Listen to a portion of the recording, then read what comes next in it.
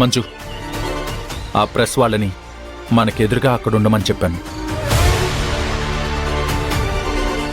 వాళ్ళ దగ్గరికి వెళ్ళి మాట్లాడొస్తాను. నువ్వు మా పక్కనే ఉండు. ఆ మినిస్టర్ వచ్చే టైంలో నువ్వు వెళ్దావు. అలాగే సార్.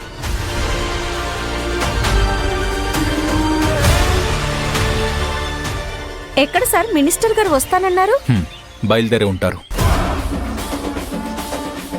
చూడండి, వచ్చేది మినిస్టర్ కాబట్టి ముందే మీరు అతన్ని ఫొటోస్ తీయండి. తర్వాత అతను ల్యాండ్ రిజిస్ట్రేషన్కు వెళ్ళేటప్పుడు మీరు డైరెక్ట్గా వెళ్ళి మీరు ఏం అడగాలనుకుంటున్నారో అవన్నీ గుక్క తిప్పుకోనీయకుండా మీరు అడగండి. సరేనా? సరే సార్.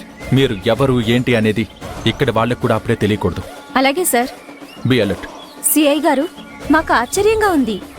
మినిస్టర్ అయి ఉండి వాళ్ళని బెదిరించి స్థలాన్ని రిజిస్ట్రేషన్ చేయించుకోవడం ఏంటి? ఇది మీకు ఒక మచ్చుకు మాత్రమే.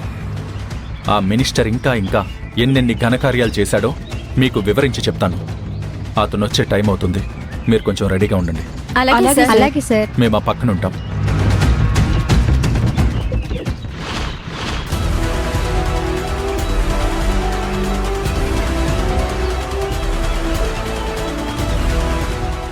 ప్రెస్ వాళ్ళు ఏమంటున్నారు సార్?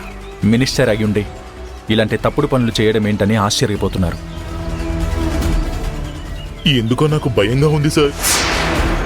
మేమంతా ఉన్నాం కదా, మీరేం భయపడకండి. మీరు భయపడకండి. ప్లాన్ మొత్తం చెడిపోతుంది. సరే సార్.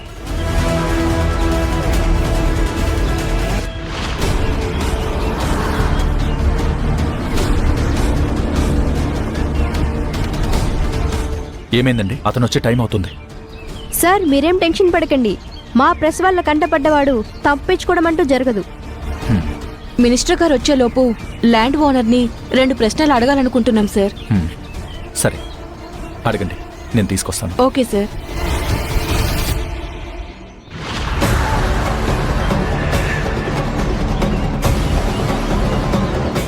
అసలు ఏం జరిగింది చెప్పండి. లింగమూర్తి కట్టే కాంప్లెక్స్ ముందు మా ఇల్లుంది. మా ఇంటి దగ్గరికి ఆ కబ్జా లింగమూర్తి వచ్చి నేను మినిస్టర్ మనిషిని, ఈ ల్యాండ్ మాకు ఇవ్వాలి అంటూ రౌడీజం చేస్తున్నాడు. ఈ లింగమూర్తి వెనకుండి నడిపించేది ఆ మినిస్టర్. మినిస్టర్ గారు వచ్చే టైం అయింది, మీరు రండి. అలాగే సార్.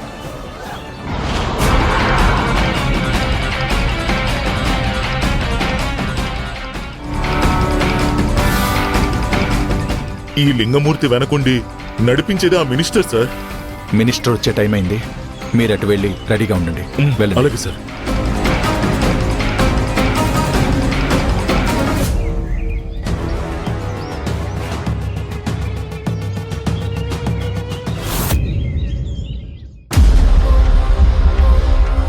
ఈ కాకి పిల్లకు ఈ దెబ్బతో ఉద్యోగం పోగొడితే ఇంట్లో నుంచి బయటికి వెళ్లకుండా ఇంటి పట్టునే ఉంటుంది.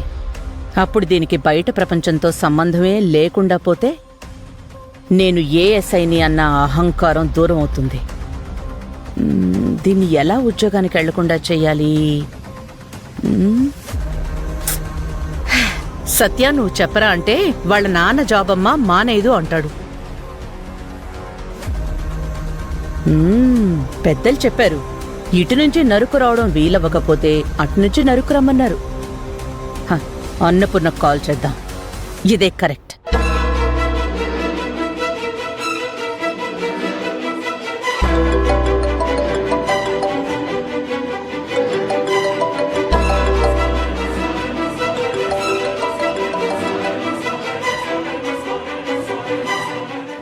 మణిమ గారు చెప్పండి. అన్నపూర్ణ, నీ ఆరోగ్యం ఎలా ఉంది? చావకుండా బ్రతికే ఉన్నాను మణిమగారు. ఎందుకు అన్నపూర్ణ నిరాశతో మాట్లాడుతున్నావు? నిరాశ కాకపోతే ఇంకేం ఆసుందమ్మా మాకు? ఉంటుందిలే. నీకు కూతురి మీద ఆశ ఉంటుంది. తన సంసారం బావుండాలి, పిల్ల జల్ల కలగాలి, వాళ్ల కాపురం చల్లగా ఉండాలని. ఇలాంటి ఆశలు ఎన్నో ఉంటాయి. అప్పుడు నువ్వు నిరాశల్లోంచి ఆశల్లోకి వెళ్తావు. నేను లేకపోతేనే మణిమగారు, మీరున్నారు కదా. అలాంటి ఆశ నాకు ఏం లేవమ్మా.